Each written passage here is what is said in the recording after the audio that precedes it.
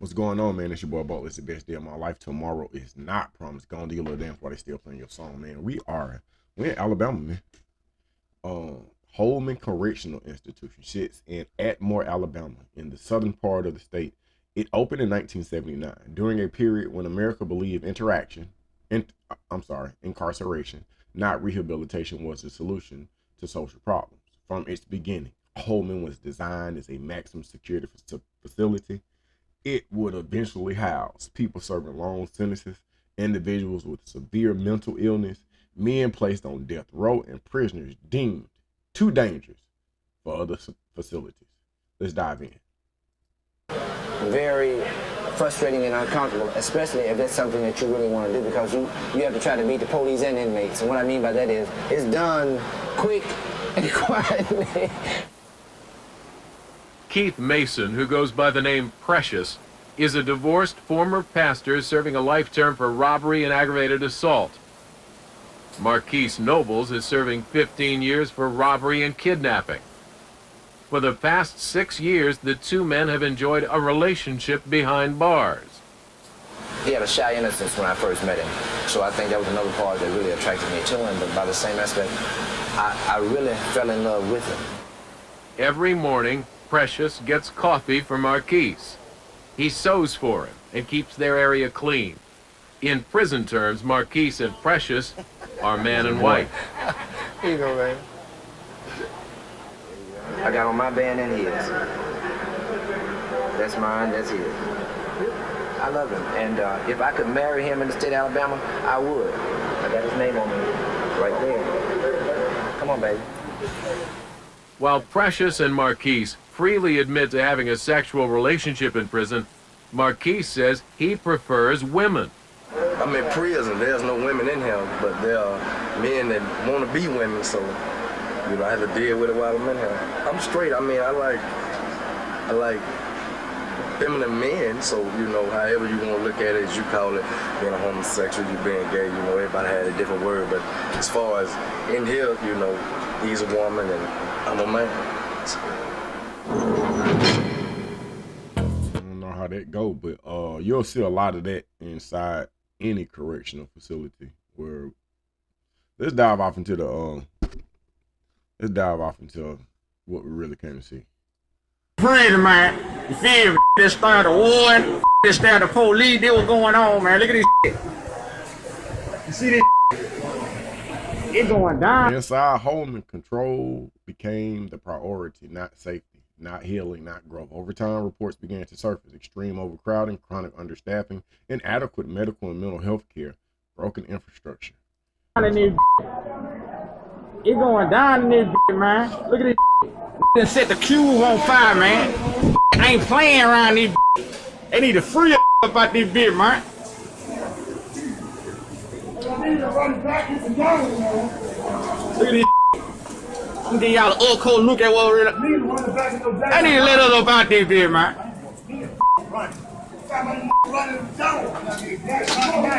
It going down in this bitch, man.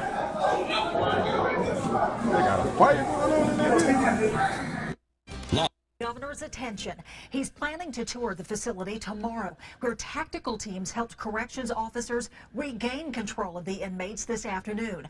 A stabbing this morning apparently triggered the uprising, the second one since Friday night. Now, here's a satellite image of Holman Prison, but it's what you're not seeing that's causing problems. News 5's Debbie Williams is live outside the gates of Holman Prison. She begins our team coverage. Debbie.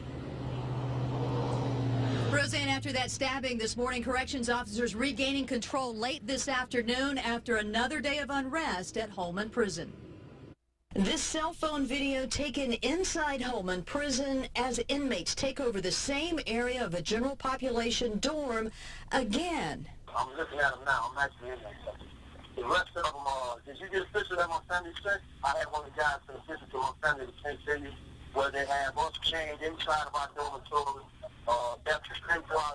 John Russell called News 5, claiming to be an inmate inside Holman Prison. The inmates have weapons, the officers have weapons. Inside, he says, inmates aren't as aggressive as over the weekend, but there is still violence. They was able to get into the cube, which is little room that access all the doors and everything like that. So you open the rest of the doors. So, and we have master locks, so many of the keys that we have will open up the same locks that DLC has. That's crazy. Emergency response team arrived at the prison around 1 o'clock. They've nicknamed this institution Slaughterhouse. Slaughterhouse. I thought Georgia was bad, bro. The war, this there, the police, they was going on, man. Look at this shit. You see this? It going down in this. It going down in this, man. Alabama prison leaders just releasing the results of a big-time blitz at Holman Prison near Atmore. Dozens, if not hundreds, of law enforcement officers surprising inmates early yesterday morning. Look at all of them heading into the prison. Our Michael Warwick live outside Holman right now. Michael, those officers searched every inch of the prison, and man, did they find a lot of stuff. Did they ever, Byron? You know, earlier this month, the Department of Justice released a report that the Alabama prison system had the highest homicide rate in the nation, and violence has increased dramatically over the last 5.5 years or so. It's obvious the DOC took that report to heart. Just around 4:30 yesterday morning, a bunch of officers, including law enforcement from Baldwin County, swept into the prison looking for contraband. This picture shows them searching one of the dorms. Now look at some of the stuff they found. Just look at all of those weapons: a long screwdriver, real knives, and makeshift knives, several cell phones too. And that's just one picture of all the stuff. In all, officers found 356 weapons, 91 grams of meth, 98 grams of marijuana, hundreds of pills, and some cocaine. Just mind-blowing how all of that can get into this maximum security prison. Back in February, officers did the same thing at St. Clair Correctional Facility. A crime alert tonight. Some good news in relation to a stabbing of a correctional officer this afternoon at Holman Prison near Atmore. Tonight, we're told the officer's condition is improving, upgraded from critical to serious. The officer was stabbed in the head following a confrontation in the cafeteria. News 5's Alan Carter has more. The incident happened just after noon, according to corrections officials, over a plate of food. The officer stabbed when the inmate became upset for being denied an extra serving of lunch. We were there right after the officer was life-flighted to USA Medical Center. His name has not been released, but we are learning quite a bit about the inmate suspected of stabbing him. Cleveland Cunningham was detained following the incident. He has a lengthy criminal history out of Baldwin County, sentenced to 20 years for 3 armed robberies and an assault in which a man was shot 3 times. He's been at Holman for 2 years. This incident, the latest in a problematic year at the prison, with several riots in the spring, including this one where a warden was stabbed, although not seriously injured. Safety concerns, one of the reasons Governor Bentley called for $800 million to build new, more secure... Now check this out. Holman, a.k.a. the Slaughterhouse, also houses Alabama's death row. Let me tell you why this matters. Because death row changes the psychological temperature of a prison. When men are waiting to die, sometimes for decades, time no longer functions normally. Hope erodes, mental health deteriorates, and desperation fills the air. Holman has been the site of multiple executions, some controversial, some botched, all final. Regardless of where one stands on the death penalty, the reality remains. A prison that houses death produces death energy. Let's dive in deeper. Tonight, an Alabama inmate is dead after being taken to a medical facility. Officials say John Michael Ward was found unresponsive in his cell Tuesday by correctional staff at Holman Correctional Facility. Ward was transported to a medical facility where life-saving measures were performed. However, he died. Ward was on death row for the murder of his 4-month-old son. No cause of death has been revealed, and the State Department of Corrections, along with Aaliyah, are investigating the case.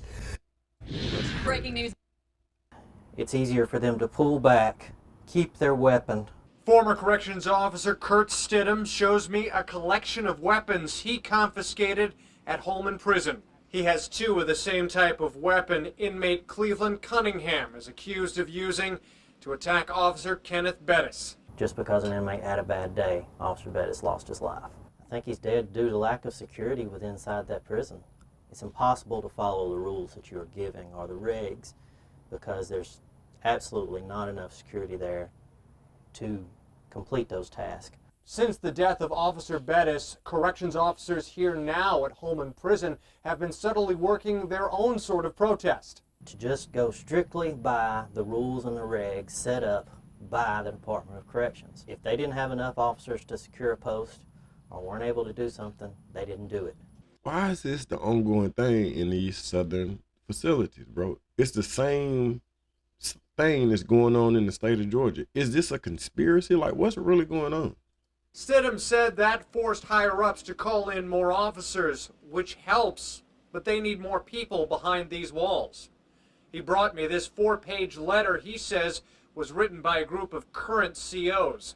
Among their list of concerns, they claim no administrator was in the prison when CO Bettis was stabbed. Saturday, they had 9 corrections officers on the floor for an inmate population of 944. Handcuffs and full cans of pepper spray are in short supply. The segregation annex never has a supervisor present, and the 6 towers and 2 roving vehicles are never completely manned at all times, even though the prison website says the positions are operated 24 hours a day. Stidham decided to leave after March's highly publicized riot. He says he was ordered to close a gate, called for backup, and no one responded. That's a very bad feeling to know that you don't have assistance coming when you're being, when things are being thrown at you and you're being hit. He says COs are leaving for the same reasons. In Atmore, Chad Petrie, News 5. That's right. We found this information when the wife of an inmate this afternoon told us her husband said there was some kind of infection going around and no one was getting treated for it. Well, we brought those concerns straight to the DOC, and a spokesperson emailed us this afternoon saying the prison's medical staff is currently treating 26 inmates for scabies. Those inmates are currently quarantined. Now, scabies is caused by a microscopic mite. It leaves behind an itching and burning rash. According to the DOC, inmates began experiencing these symptoms on Saturday, but the woman we spoke with claims her husband and others reported symptoms about a week ago. We'll hear straight from her tonight at 10. Reporting live in the studio, Brianna Hollis, WKRG News 5. Hello, everyone. I'm Devin Walsh. And I'm Peter Albrecht. Thank you very much for watching tonight. First on 5, a corrections officer is in serious condition after being stabbed by an inmate at Holman Correctional Facility in Atmore. The stabbing stemmed from an argument over food in the dining hall. News 5's Alan Carter joins us now live in the newsroom with the very latest. Well, Pete, it happened today just after noon, according to officials with the Department of Corrections. The inmate confronted and stabbed the officer with an unknown object after being denied an extra tray of food. According to a source who wanted to be anonymous from another law enforcement agency, it is a serious head wound. The corrections officer was life-flighted. This is video right after his helicopter landed at USA Medical Center, where he is listed in critical condition. This is the man that was detained for the stabbing, Cleveland Cunningham, who is in Holman for a series of robberies and an assault conviction where he shot a man 3 times. Cunningham was given a 20-year sentence in 2013, those crimes happening in Baldwin County. No other inmates were involved in this incident, but right now Holman Prison is on lockdown. The name of the officer who was injured has not yet been released. Reporting live in the newsroom, Alan Carter, News 5. It's a place you probably don't think much about or even want to know what goes on inside of a place like this. And it's not frills. There are no frills here. But as an Alabama taxpayer, nearly a quarter of state dollars goes into this system. If you look at our mission statement, public safety is our #1 mission. Monday, officials with the Department of Corrections pleaded their case as to why they need more money, leading a tour of one of the state's most recognizable prisons. Welcome to Holman Prison. The only one that performs executions. It's also one of their most dire. This first dorm we're going to go into was designed for 70 inmates. Currently there are 114 in there. A bigger problem than their overpopulation of inmates is their underpopulation of guards. because watching those 114 inmates, just one man. It's challenging and also very difficult, because you have to be on guard at all times. We're short of help.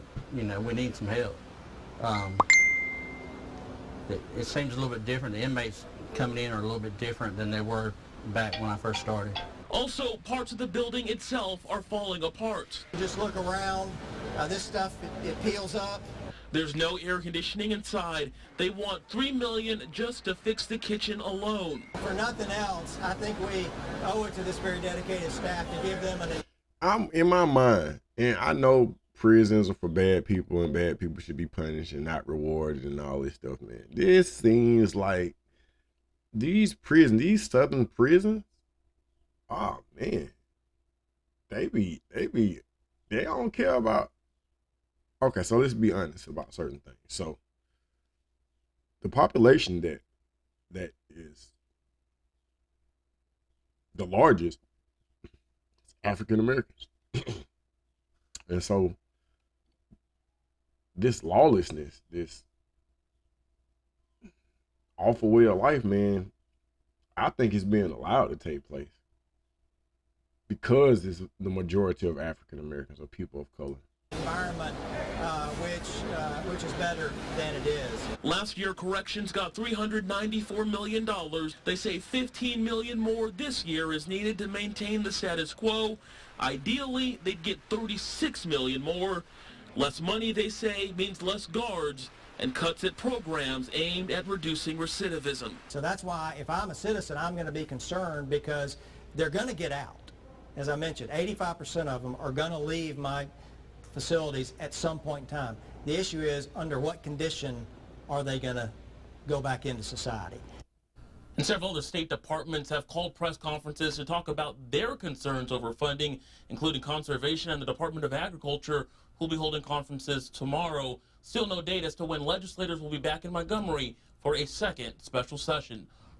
A man is once again accused of trying to smuggle contraband into a state prison in Alabama. It has been a problem for years. This time it happened at Holman Correctional Facility around 3:30 Monday morning. That's when authorities say they spotted a man carrying a bag running toward the fence line. That man has since been identified as Yvonne Travis Leonard, who you see on your screen.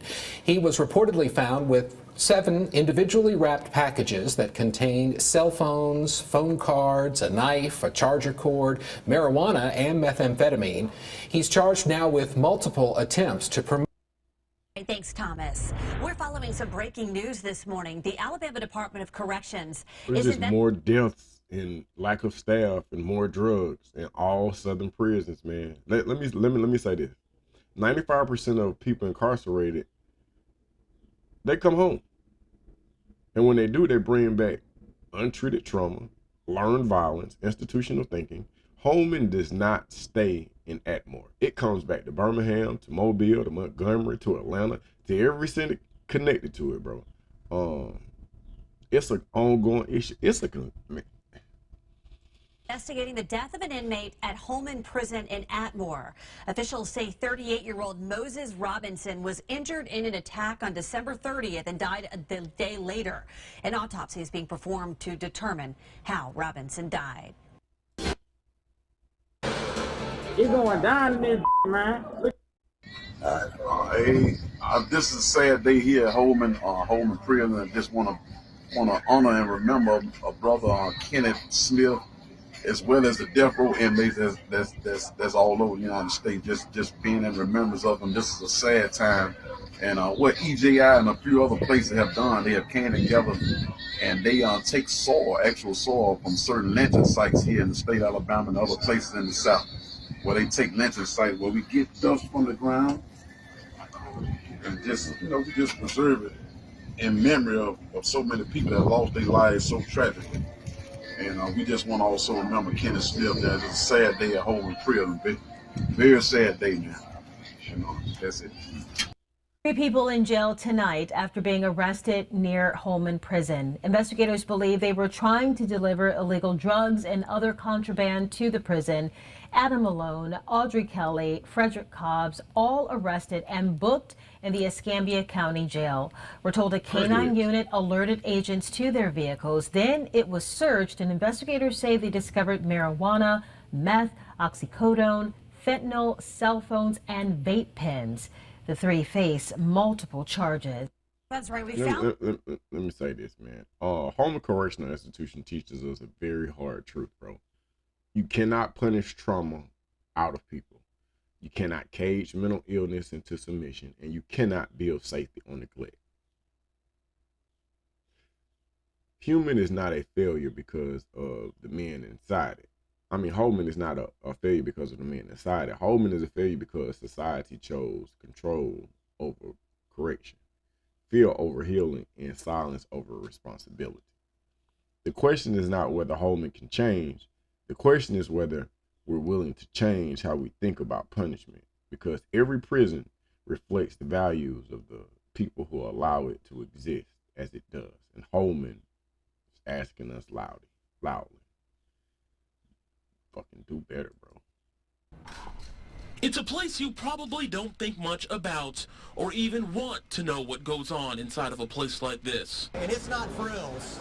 There are no frills here. But as an Alabama taxpayer, nearly a quarter of state dollars goes into this system. If you look at our mission statement, public safety is our #1 mission. Monday, officials with the Department of Corrections pleaded their case as to why they need more money, leading a tour of one of the state's most recognizable prisons. Welcome to Holman Prison.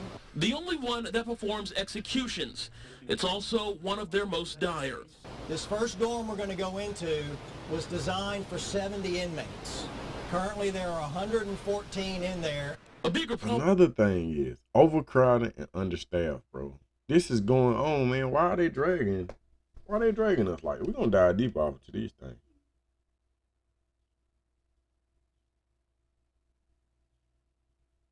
We're gonna dive deep off into these things, man.